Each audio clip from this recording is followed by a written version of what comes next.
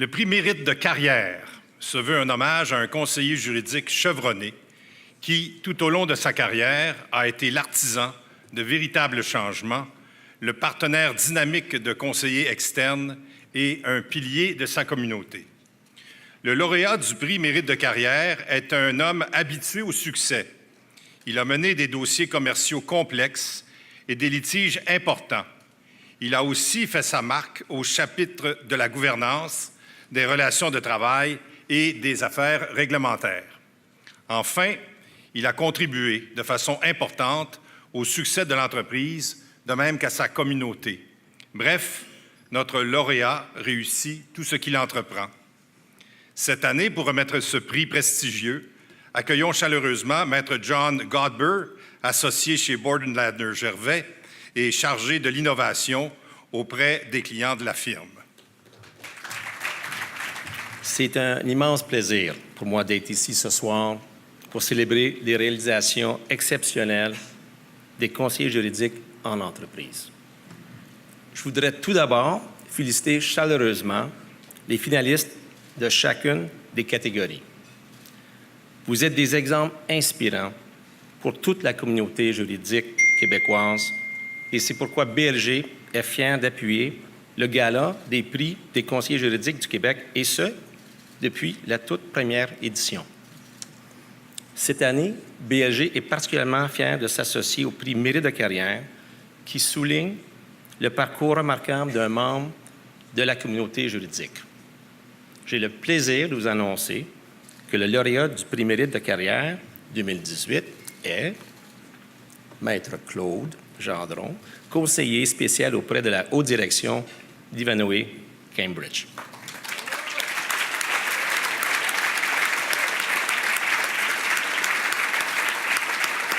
Bon. Mais juste avant la remise du prix, regardons ensemble un court vidéo qui rend hommage à Claude.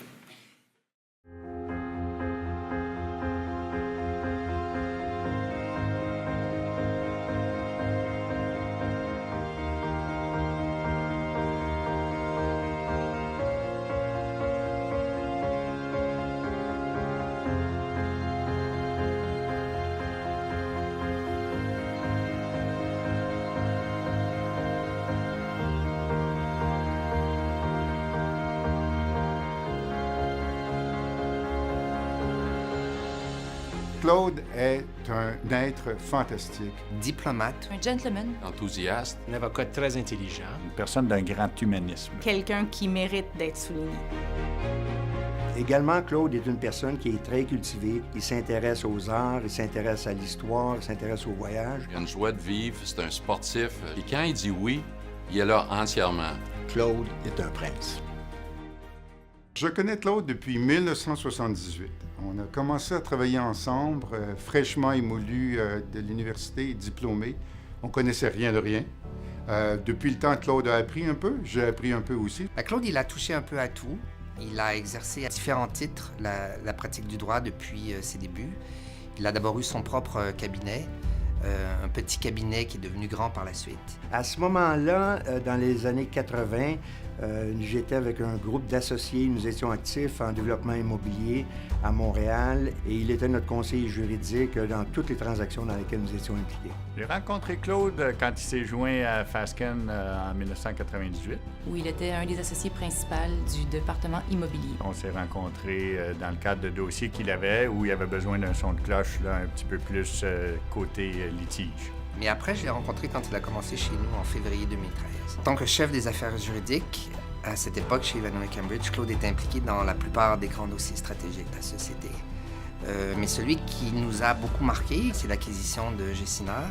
Pour ceux qui sont de Montréal, si vous regardez tous les gratte-ciels dans le centre-ville, Claude les a achetés, vendus et rachetés plus de 100 fois. Il les a tout fait. Claude est un professionnel aguerri.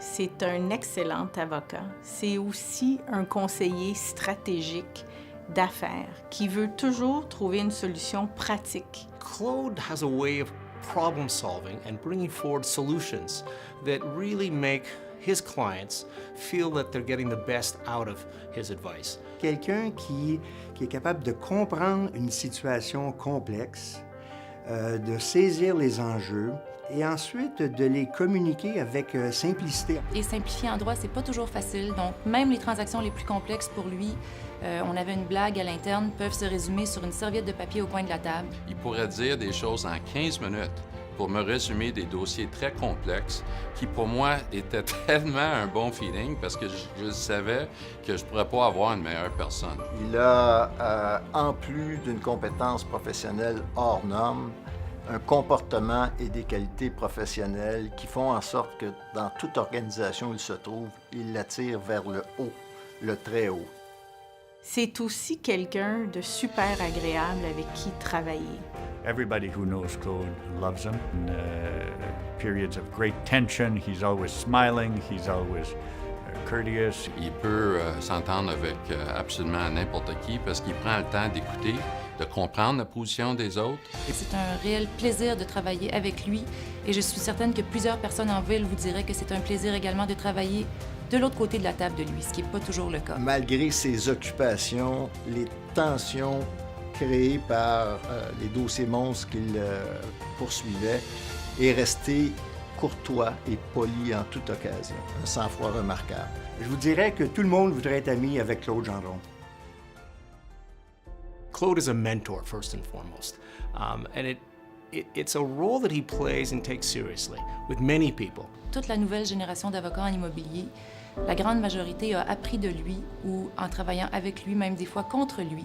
Puis ça, c'est un grand héritage qu'il laisse à la communauté juridique. Il a légué chez nous un héritage remarquable. Alors Claude, d'abord, il est toujours disponible, toujours généreux de son temps et il demeure modeste. Il a réussi à mentorer les jeunes, il a réussi à raisonner ses associés dans les périodes plus compliquées que toute organisation traverse. Je lui lève mon chapeau pour l'ensemble de l'œuvre. S'il y a quelqu'un dans la communauté juridique qui mérite ce prix ce soir, et je pense que tout le monde dans la salle va être d'accord avec moi, c'est bien Claude Gendron. C'est pas surprenant pour moi que les gens ici ce soir ont eu la sagesse de choisir Claude pour ce prix. C'est tellement bien mérité. C'était pour moi là, un plaisir et un privilège de travailler avec Claude. Bravo Claude, c'est un prix qui est entièrement mérité. Merci pour tout ce que tu as fait pour Ivanhoé, pour moi, et puis bonne chance pour la suite. Claude, bravo, c'est vraiment mérité.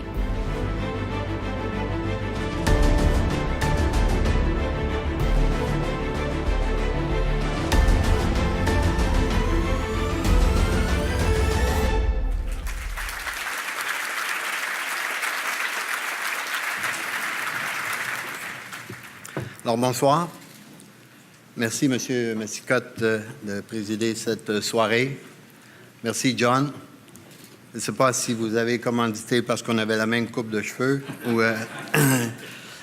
mais c'est une chose de poser pour quelques séances vidéo.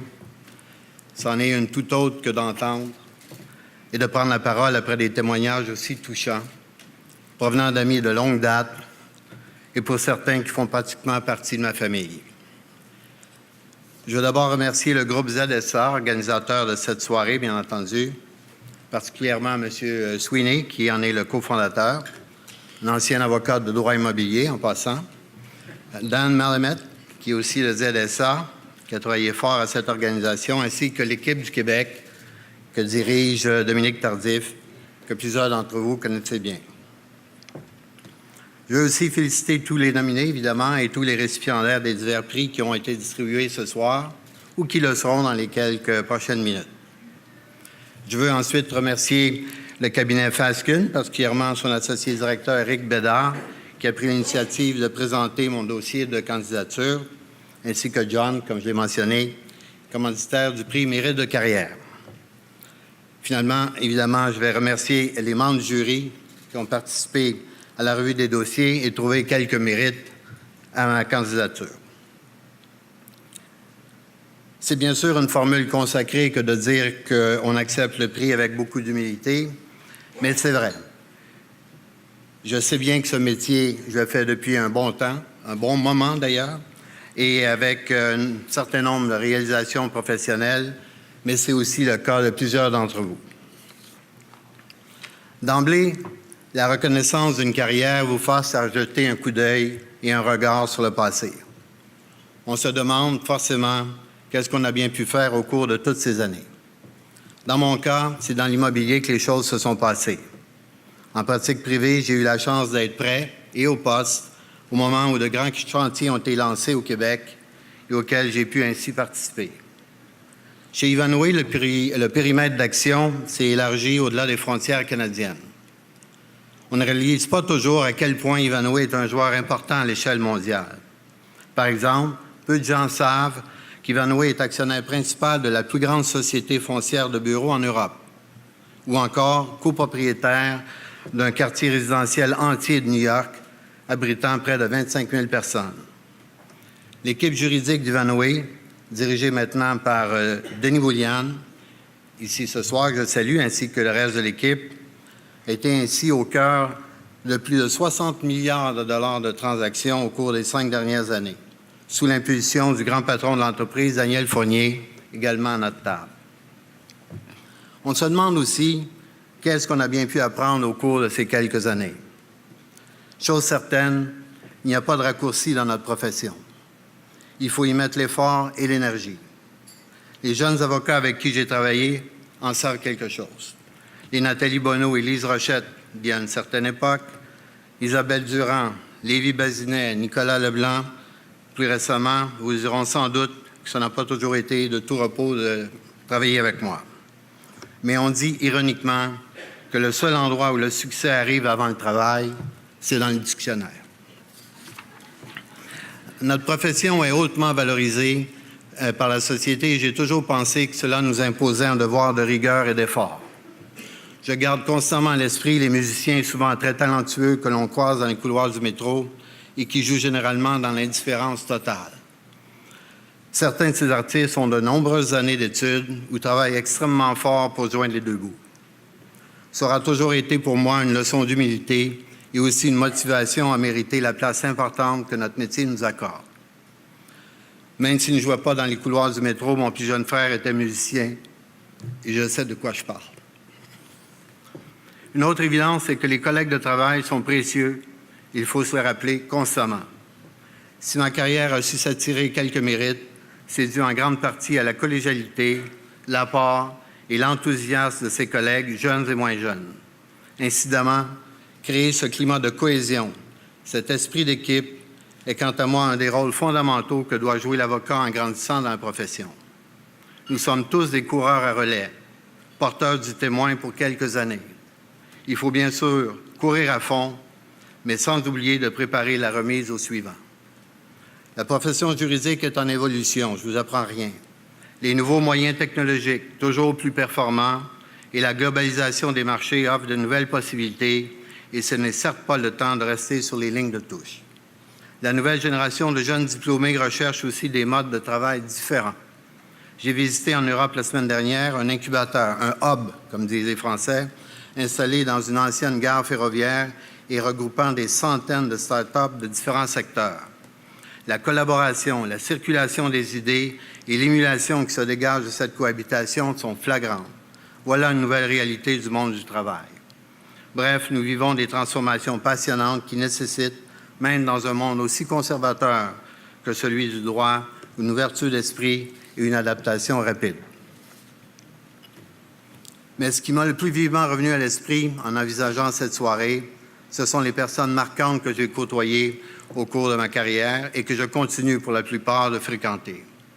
Permettez-moi d'en nommer et saluer rapidement quelques-unes avant de terminer. D'abord, mon plus vieux compagnon d'armes, Daniel Desjardins, qui dirige depuis plusieurs années maintenant les services juridiques de Bombardier. Daniel et moi avons débuté notre carrière ensemble au service juridique d'une banque, avec nos sacs à lunch en papier brun et nos complets à peu près de la même couleur. Pas du tout de haute couture, je vous le garantis. Jean-François Hudon, qui nous a tous deux embauchés, avait certainement la foi. Daniel et moi avons été associés pendant plusieurs années et sommes toujours de vieux complices. Nous partageons toujours, après plus de 40 ans, nos bons coups et nos moins bons coups à l'occasion de nos soupers pseudo-philosophiques. Il est ici ce soir. Il a fait un effort particulier pour se dégager de d'autres occupations. Je te salue, vieux frère, et te remercie pour cette amitié. Après la banque,